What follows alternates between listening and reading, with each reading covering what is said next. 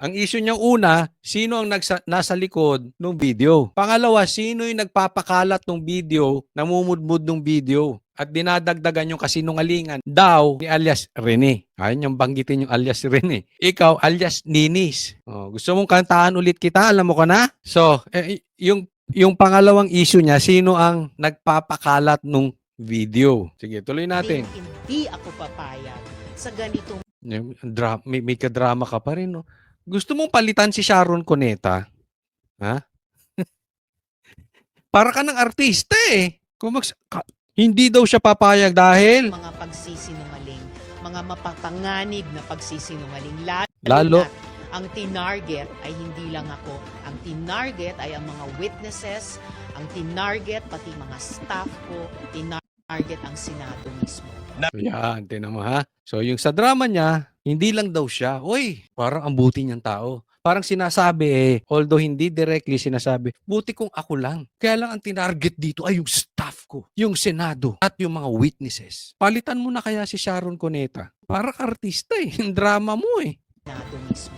Naglabas ng pahayag ang ilan sa mga sinampahan ng reklamo. Sabi nila Trixie Cruz Angeles at Ahmed Pagginawan, hindi nila ipinakalat ang video ni Murillo. Pero nagsagawa raw sila ng social media live para talakayin ang mga sinabi ni Murillo. Kita mo, okay, dyan na tayo. Sabihin na lang natin alias Rene. Ba't di nyo mabanggit yung alias Rene na yan? Okay? So, si alias Rene, sinabi ni Trixie, hindi, napanood ko yung interview sa kanya. Hindi naman kami nagpakalat niyan at hindi lang si Trixie, yung mga nasa listahan na hindi nagpakalat, hindi nag-share ng video. Bakit sila sinisisi? Yan yung punto natin. Pangalawa, bakit hindi nyo sisihin ang mainstream media?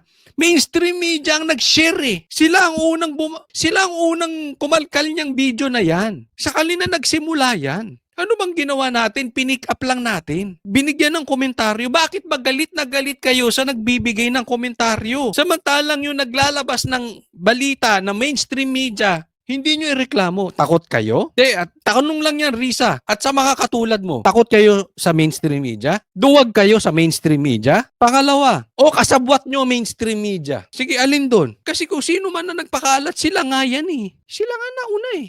At para raw patas, tinalakay din nila ang tugon ng senadora. Pangalawa, hindi po bawal. I-consult mo sa abogado mo. Total, nagreklamo ka, may abogado ka eh. May freedom of speech. Nasa Constitution yan. May freedom of the press. Karapatan namin magsalita. Karapatan namin. Tanong mo sa abogado mo kung hindi ka bobo. Kung hindi bobo yung mga abogado mo, tanong mo, bawal ba kami magbigay ng opinion patungkol dito? Bawal na ba magbigay ng opinion sa Pilipinas? Sa amin kayo nagagalit eh. Kami tinatakot nyo. Sinasampulan itong mga to. Ito, panawagan ko sa mga vloggers ha. Kung may manunood na vloggers dito, papayag ba tayo? Papatakot tayo dito? Akala mo natatakot kami sa'yo? Yung mga kasamahan ko nga, 3 taon nang minumura si Bongbong eh.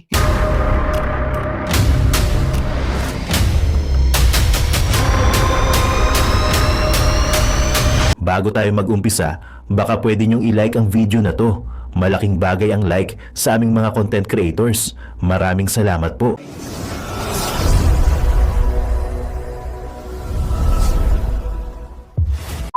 Unang-una sa lahat, sino ang nag-produce? Sino ang nasa likod ng video? Hindi si Rene.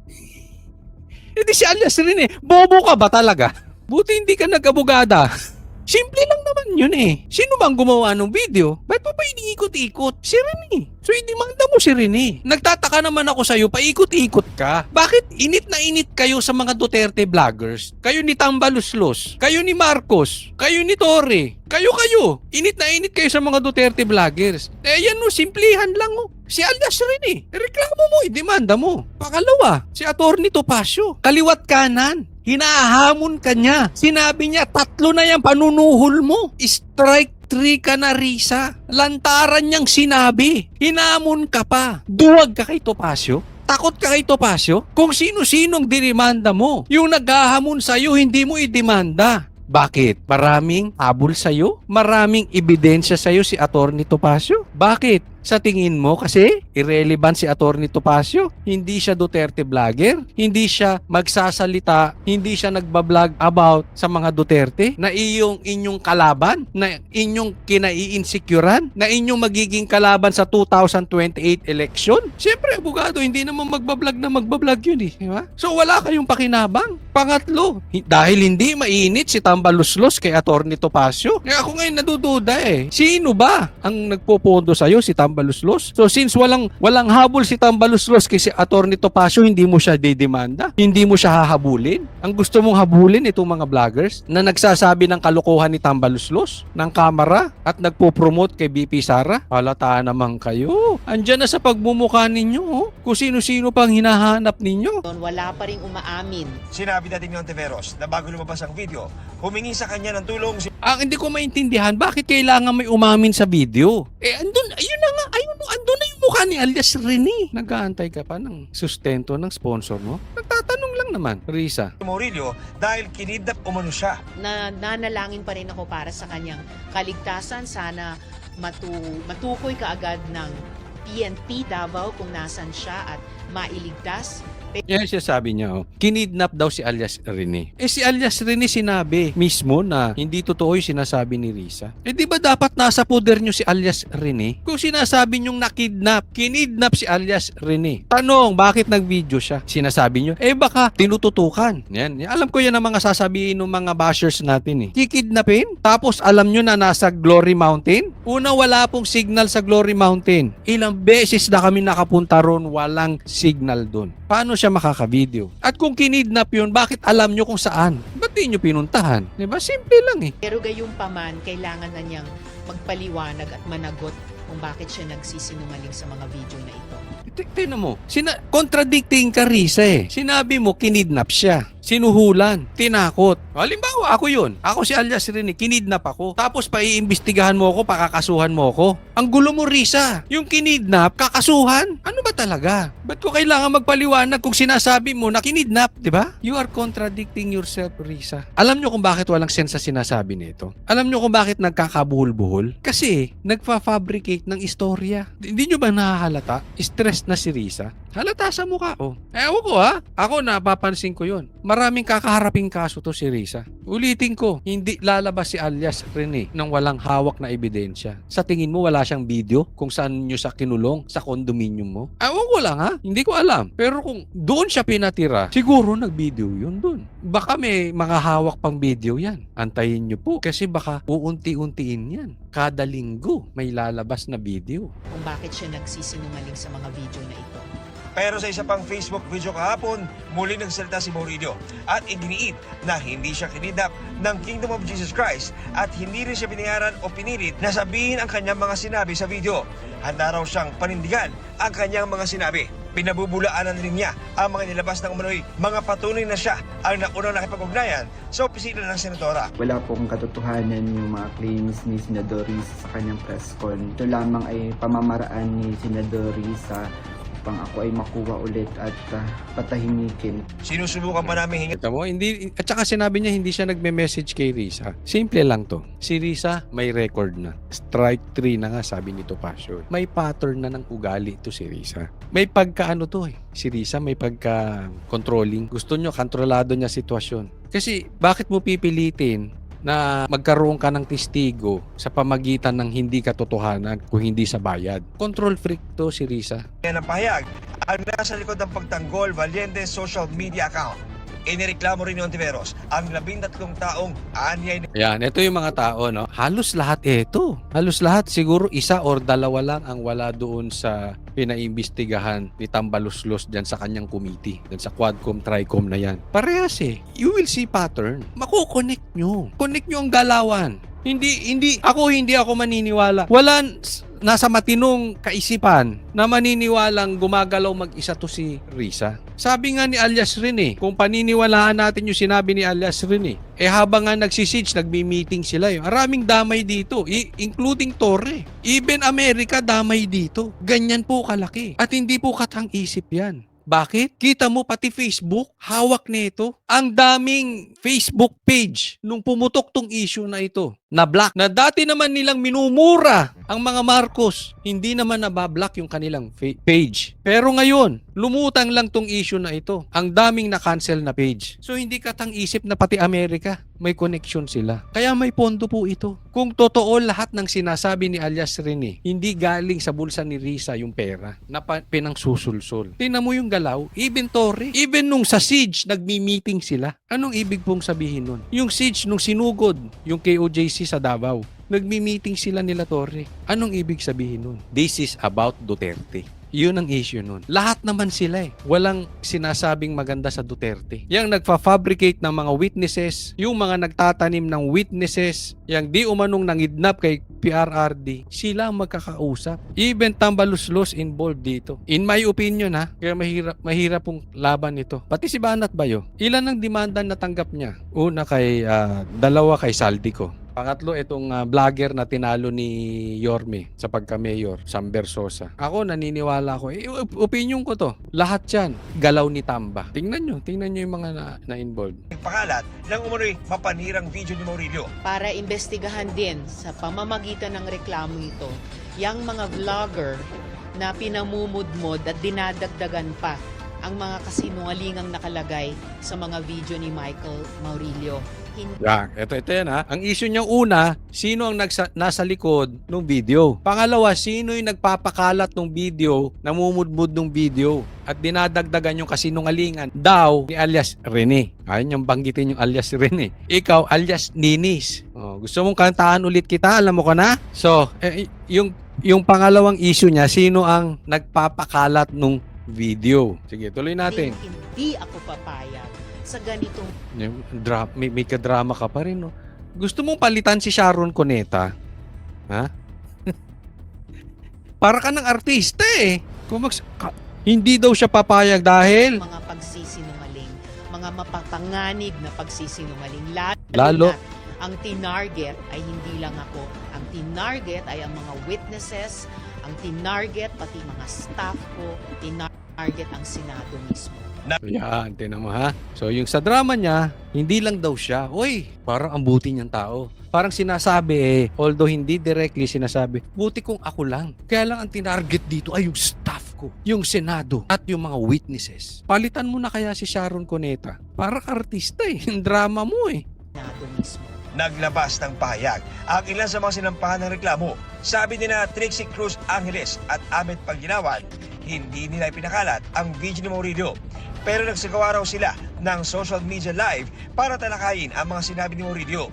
Kita mo, okay, dyan na tayo. Sabihin na lang natin alias Rene. Ba't di nyo mabanggit yung alias Rene na yan? Okay? So, si alias Rene, sinabi ni Trixie, hindi, napanood ko yung interview sa kanya. Hindi naman kami nagpakalat niyan at hindi lang si Trixie, yung mga nasa listahan na hindi nagpakalat, hindi nag-share ng video. Bakit sila sinisisi?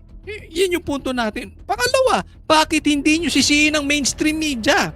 Mainstream media ang nag-share eh. Sila ang unang kumalkal niyang video na yan. Sa kanila nagsimula yan. Ano bang ginawa natin? Pinick up lang natin. Binigyan ng komentaryo. Bakit ba galit na galit kayo sa nagbibigay ng komentaryo? Samantalang yung naglalabas ng balita na mainstream media, hindi nyo ireklamo. Takot kayo? At tanong lang yan, Risa. At sa mga katulad mo, takot kayo sa mainstream media? Duwag kayo sa mainstream media? Pangalawa, kasabwat nyo mainstream media. Sige, alin doon? Kasi kung sino man na nagpakalat, sila nga yan eh. Sila nga nauna eh. At para raw patas, tinalakay din nila ang tugon ng senadora.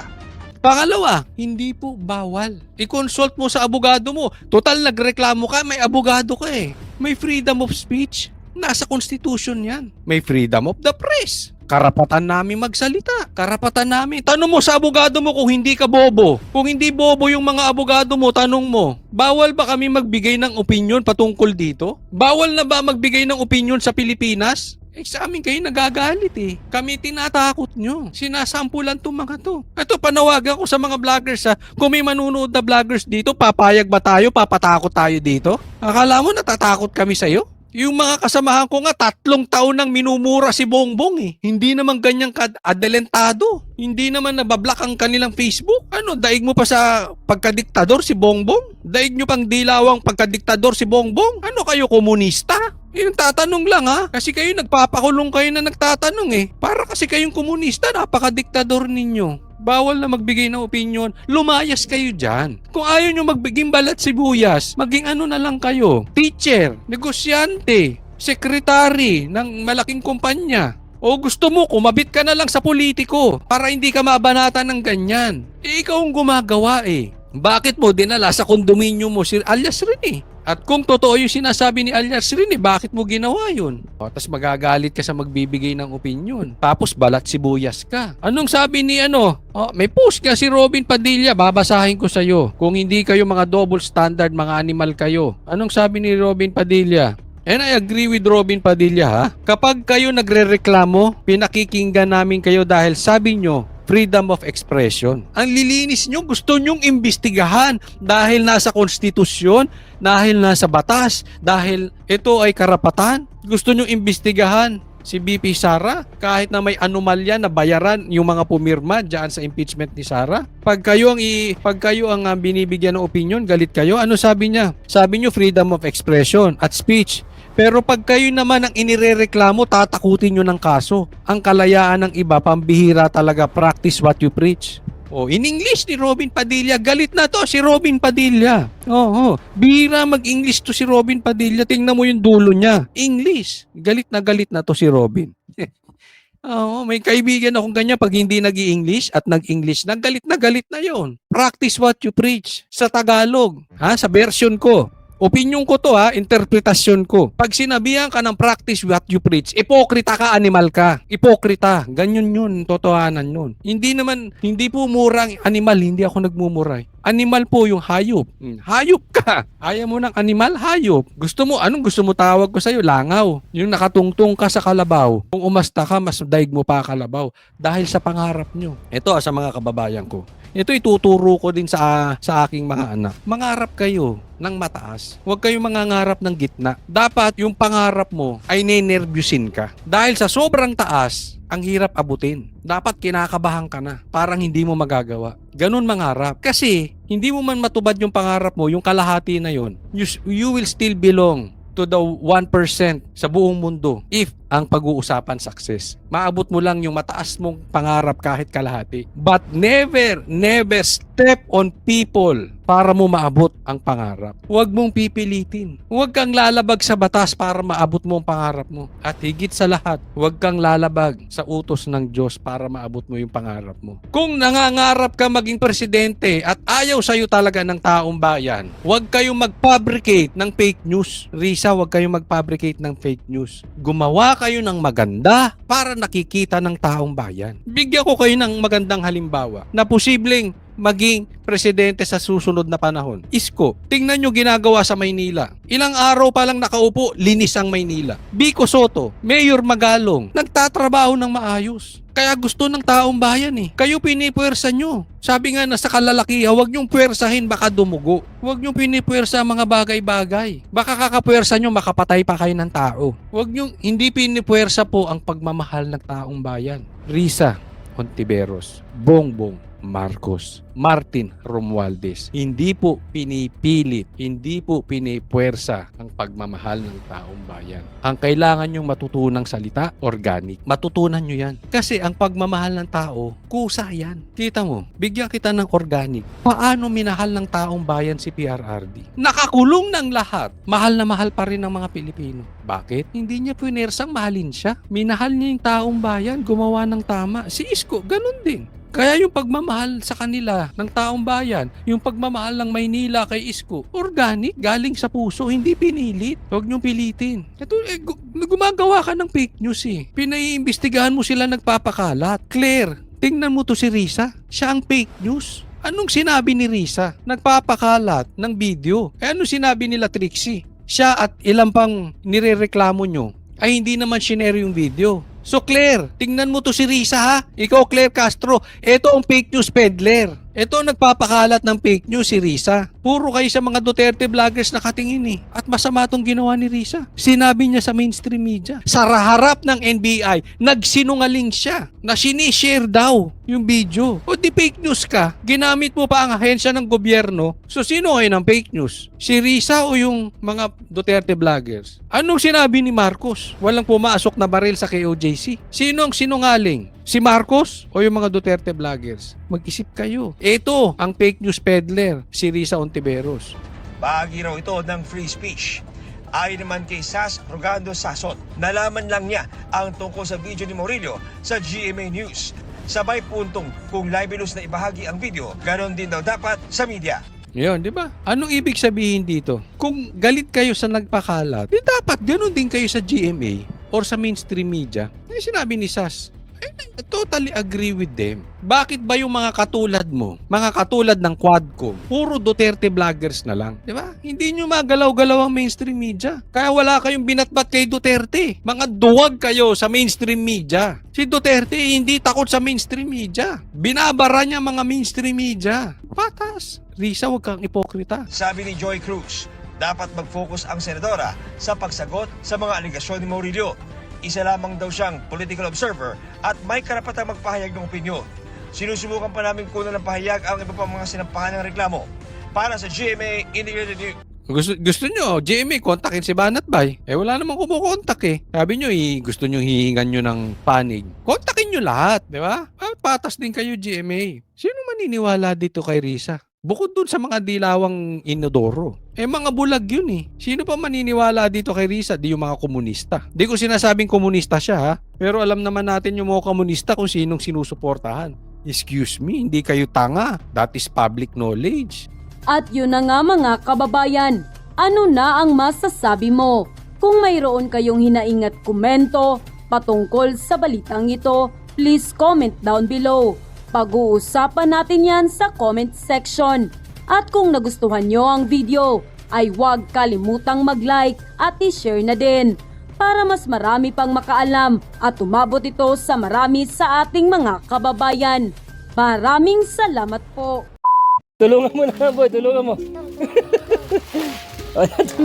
Mahina ka pa pala. 23 ka na. Mahina pa. Oo. Kailan po kayo nabulag, Nay?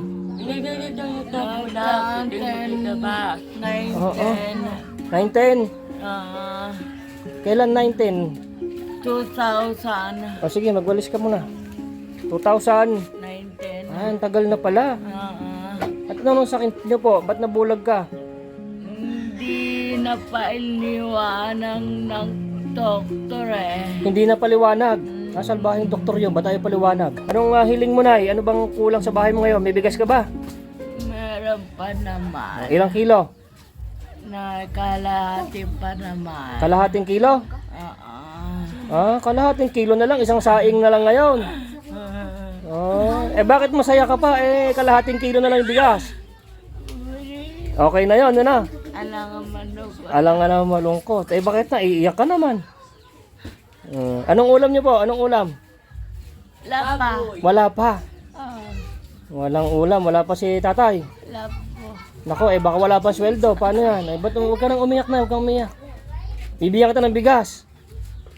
Yun, magandang araw sa inyo mga babayan. Panibagong vlog tayo ngayon. So, tapos na tayo sa mission kay Nanay Aida, yung matandang sobrang matapang dito sa bundok.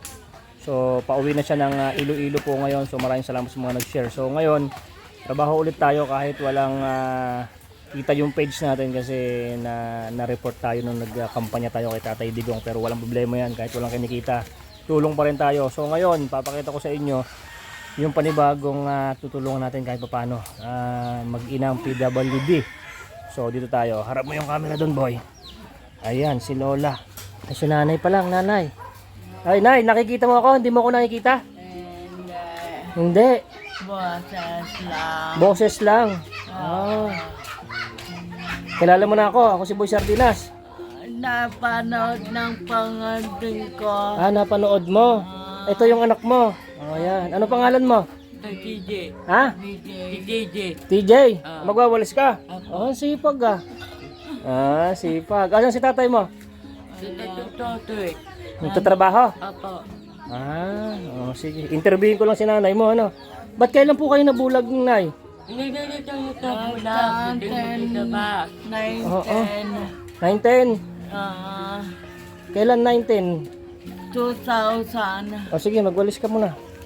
2000. Ang tagal na pala. At anong sakit niyo po? Ba't nabulag ka? Hindi na pailiwanag ng doktor eh. Hindi na paliwanag. Salbahing doktor yun. Ba't tayo paliwanag? Nagpa-check up kami. Laging yan na ng screen. Nilagay ng screen para makita daw kung anong meron siya. Masadya ka na kasi na-stroke ako eh. Na-stroke ka? Okay lang po yan. Kaya ganito salita ko. Ano sabi ng doktor? Gagaling ka pa daw? Hindi na. Parang maputi na yung isang mata mo. Ito nag-umpisa. Hindi na gagaling daw? Hindi na daw. Naku po. Ilang taong ka na ba, nay? 52. Ang bata mo pa pala. Yung asawa niyo po nagtatrabaho dyan sa China Power. Mabuti may trabaho siya. At tayo nabubuhay kayo. Asan ba yung bahay niyo? Ito. Nakasibi lang sila dyan. Nagsibi lang kayo. So guys, ito yung bahay nila. Yan, nakasibi. Patingin nga kung bahay niyo konti. Ito yung bahay nila mga kabayan. Nakasibi. Tingnan natin ha. Ayan. Ayun lang yung higaan nila. Baga nakasibi lang po sila dito sa isang bahay. So ayan, nakasibi lang sila. Ay, wawa naman itong mag-ina, no? Ano ba yung... Anong hiling mo, nay? Ano bang kulang sa bahay mo ngayon? May bigas ka ba?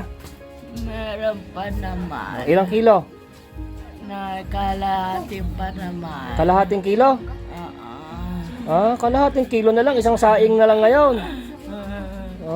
Bakit masaya ka pa? Kalahating kilo na lang yung bigas. Okay na yun, ano? Alang nga naman malungkot. Bakit na? Iiyak ka naman. Anong ulam niyo po? Anong ulam?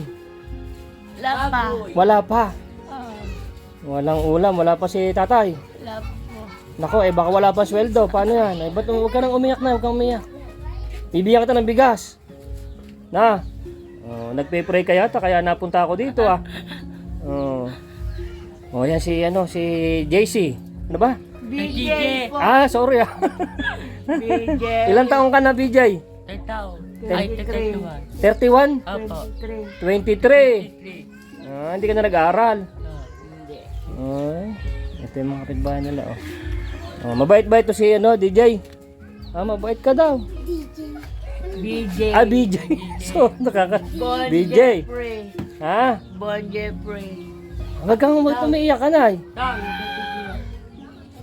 Naiiyak si nanay. Hindi mo naman ako nakikita. Gwapo ko. Ito. May bibigay ako sa'yo, ha? Kasing tangkad. Sige. Kaya mong buhatin to. 23 ka na pala. Bibigyan kita ng bigas. So, kaya mo bang buhatin to? Ha? Sige nga, kaya mo buhatin. 23 ka na kaya mo yan. Para sa inyo yan. Kalahating kilo na lang to bigas nyo sige. Sandali. Hindi mo yata kaya. Pero 23 na po yan. Kaya niya na yan. Tutulungan kita. Naipit Ayan, naipit nga pala. Sige nga. Sige nga, kaya mo. Kaya niya. Tulungan mo na, boy. Tulungan mo. Mahina ka pa pala. 23 ka na. Mahina pa.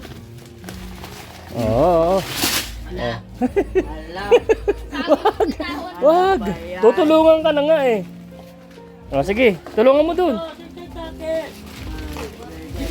Atang mo daw. Atang mo. Yan. Sige. Abante. Nay, ayun. Marami ka ng bigas. Isang sakong bigas yun, ha? Ayan na.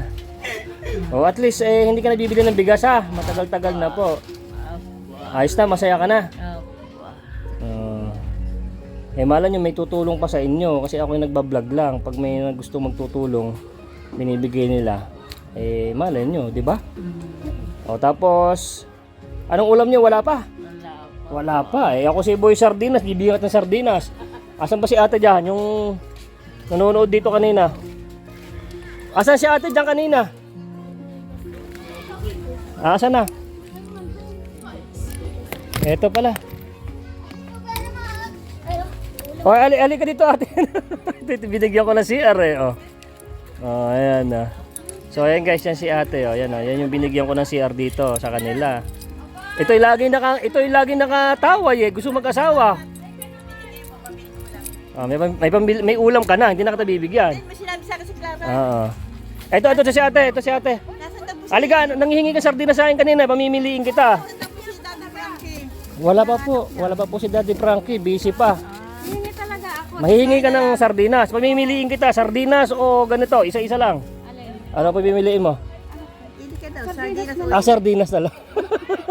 Mas marami tong isda. Ito, kukunti lang. Meron na po kami nito. Meron ka na yan. Sardinas daw gusto niya. Sardinas or ano. Ayan. Okay na yan. Pang isang pamilya na yan. Ito naman, bibigyan ko naman itong ating vlog mga babayan. Ito. Doon ka. Kaso, sardinas lang to, Nay. Ayan, hawakan mo. Ayan. May isda ka ng ano niyan. Tapos daing, tapos may sardinas ka pa. Ayan na. Ayos na. Pasensya ka na, sardinas lang kaya ko. Saka isang sakong bigas, ha? Okay na po. I-pray mo lang ako, ha? Sige. Ayos na, boss. Ayos na. Yun. Magsaing ka na, ha? Okay. Ayaw mo yan. Asa na? Sino bang may sardinas gusto? Ano lang, yung isa-isang pamilya lang. Ay, si nanay.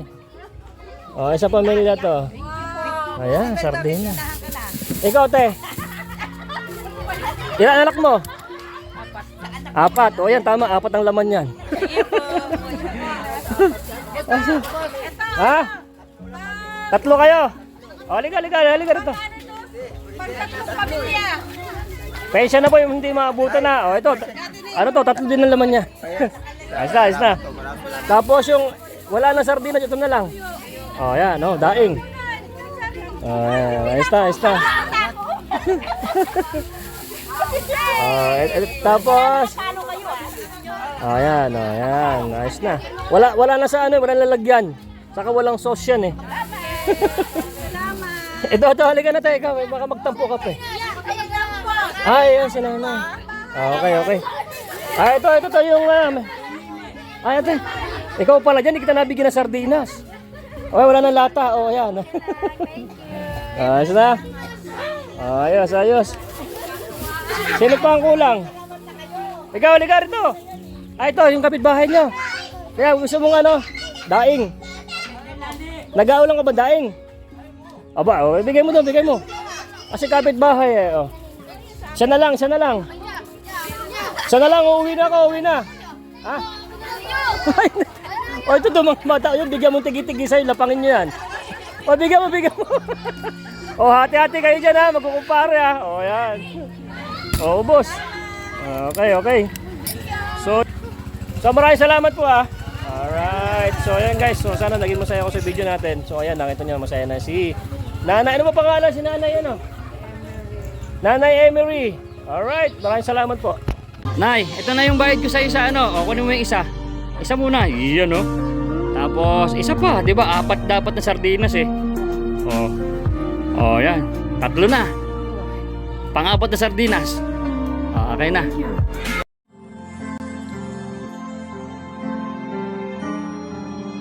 Ano yung melody ng song?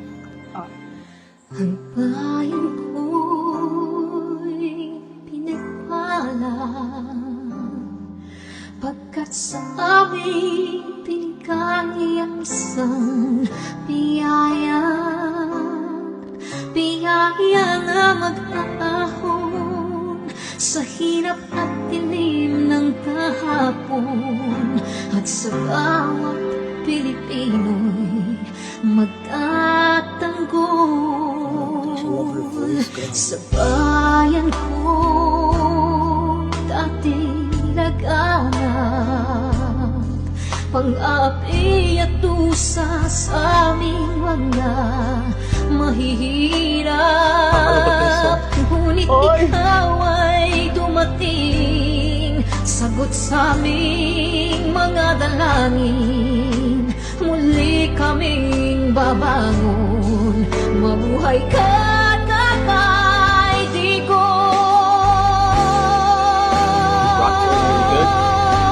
Ama, maraming salamat.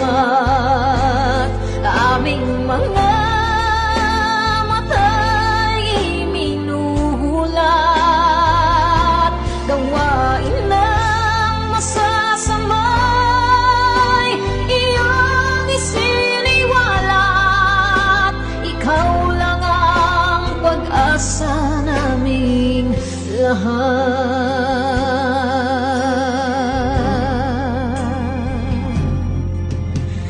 Bayan ko, Pinamatan niya ako, umiyak ako. Pilipinas, muling makikilala at itataas.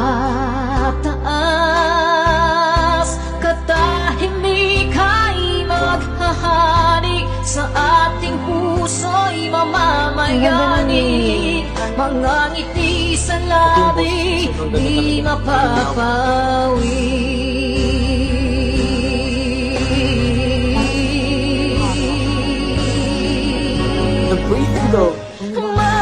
Mabuhay ka, Tatay Digong, maraming salamat. Ang malasakit sa Pilipino ay walang kasing tapat. Ika'y paglalaban ng iyong mga anak. Tunay kang biyaya sa bansang Pilipinas.